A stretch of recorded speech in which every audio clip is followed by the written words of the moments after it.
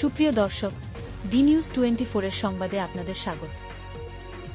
Mohammadpur Geneva ক্যাম্পে যৌথবাহিনীর অভিযান, অসংখ্য আটক। মোহাম্মদপুরের জেনেভা ক্যাম্পে যৌথবাহিনীর বিশেষ অভিযানে আজ অসংখ্য ব্যক্তি আটক হয়েছে।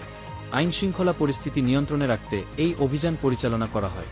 আটক ব্যক্তিদের জিজ্ঞাসাবাদ শেষে প্রয়োজনীয় আইনি ব্যবস্থা নেওয়া হবে বলে জানিয়েছে কর্তৃপক্ষ।